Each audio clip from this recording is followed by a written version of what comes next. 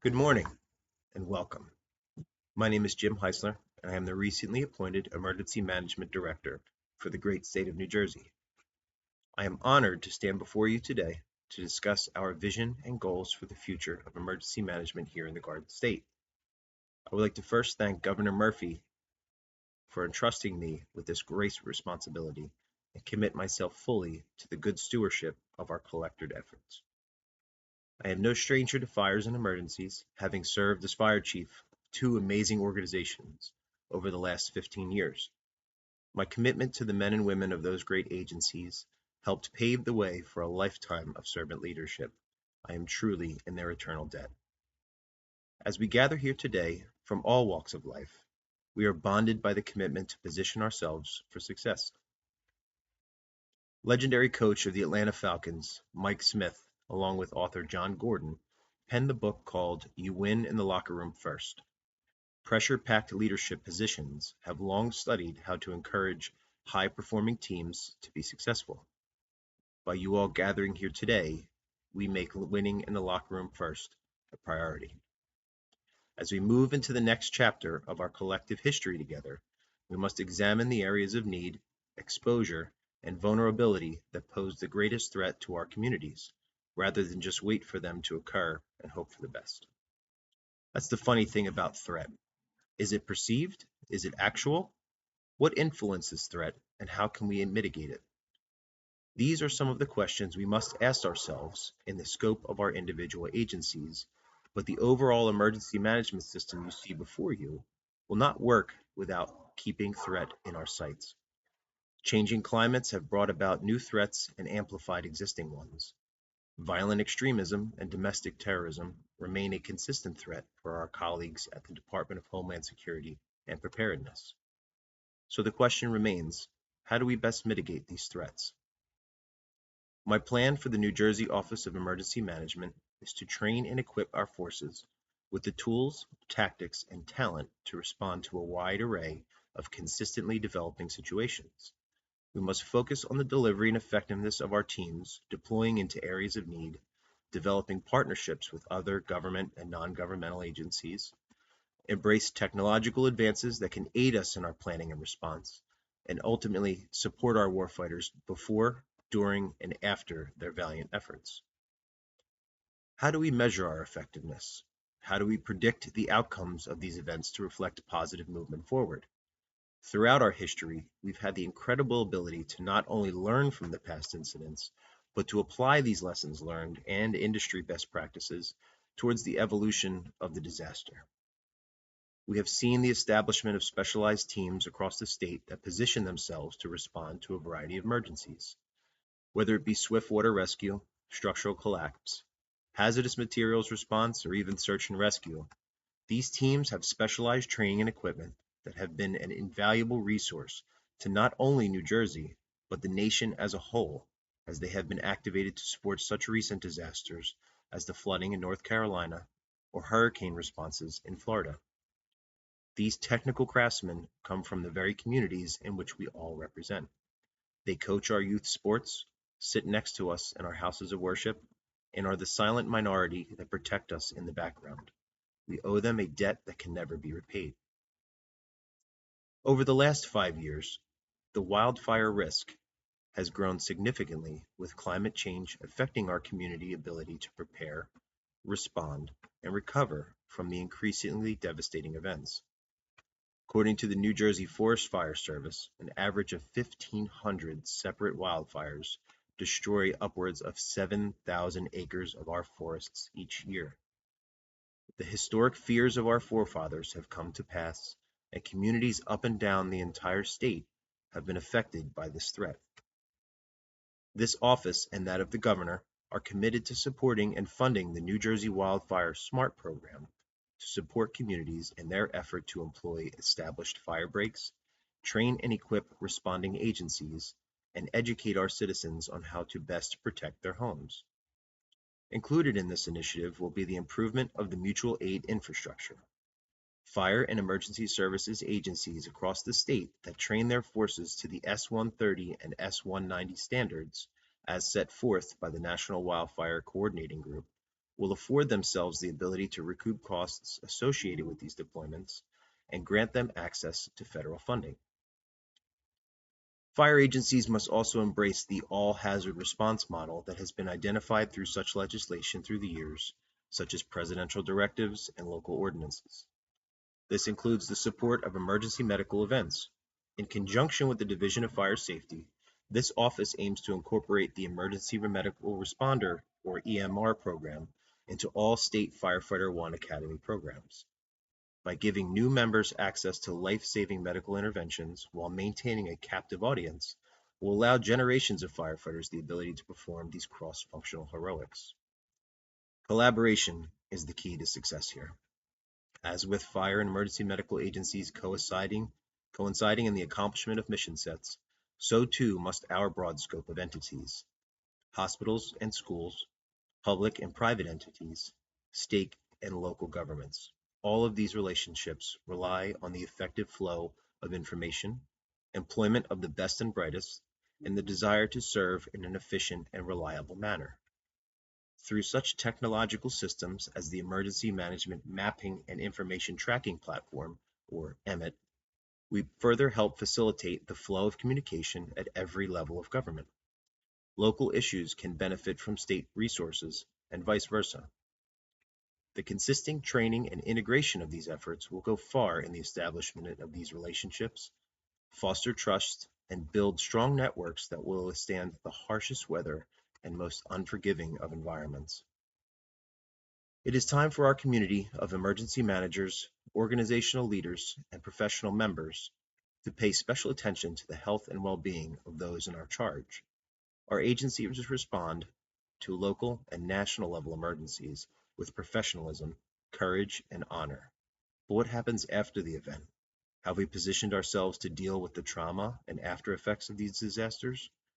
It has been said by such groups such as the International Critical Incident Stress Foundation, or ICISF, that our emergency services members are almost 4 times as likely to commit suicide than that of the general public.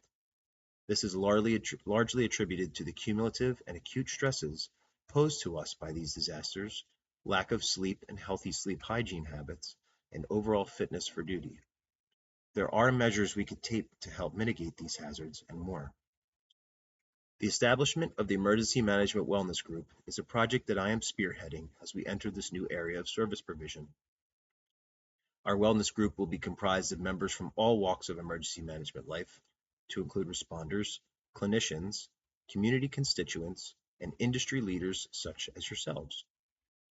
The focus and mission of the wellness group is to provide the entire state with resources to benefit our members before, during, and after these catastrophes, and capture the specific population in their time of need.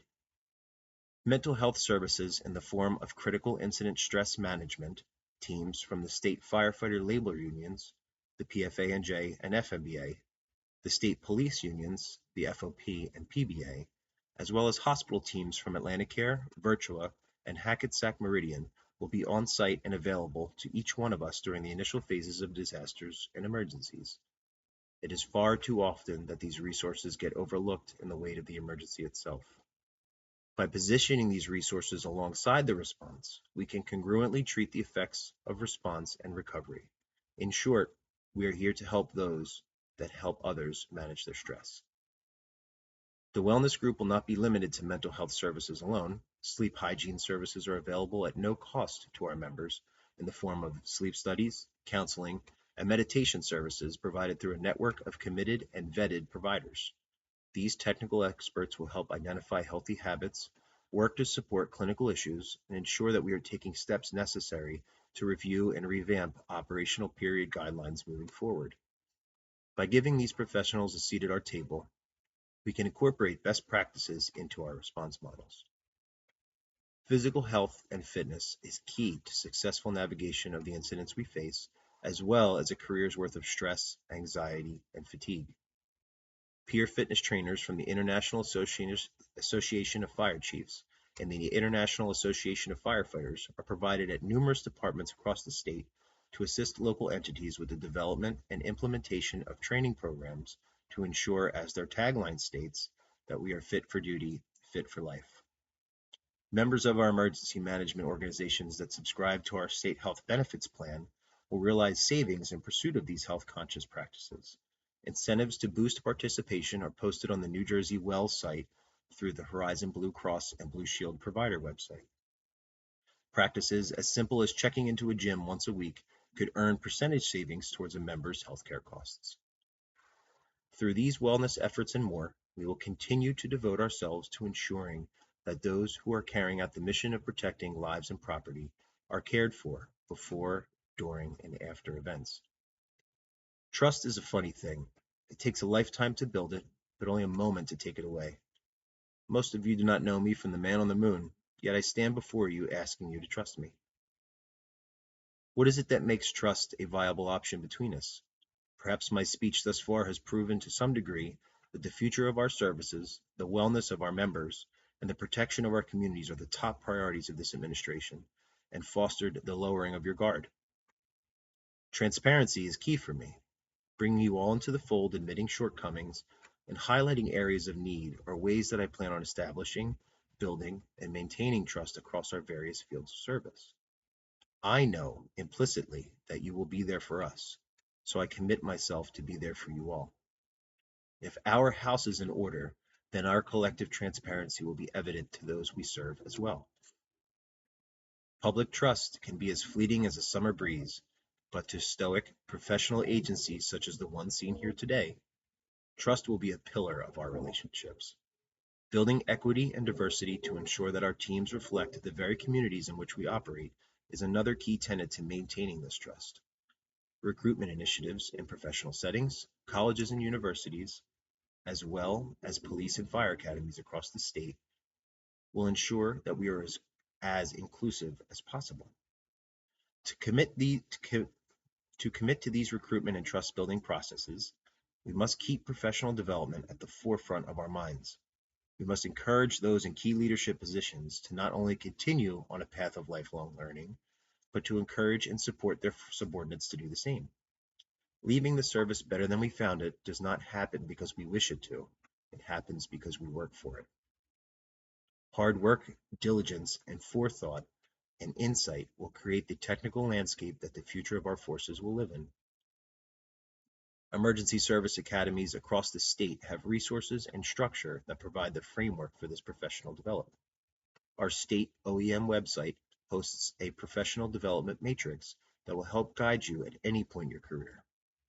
I encourage each and every one of us to familiarize ourselves with this matrix to not only gauge your development thus far, plan for the future, but also to hold one another accountable. If you know the level of expectations for someone such as myself, then it is understood that you will hold me to that standard.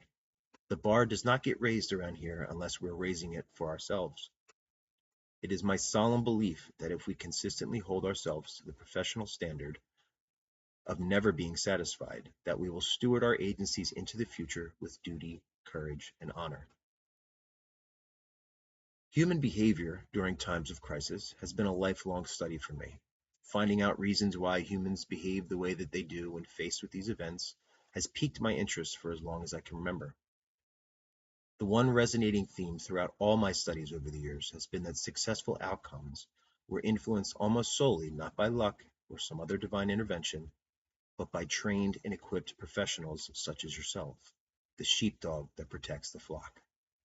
In some form or fashion, you have played an instrumental part in moving closer to the infinite goal of service delivery success.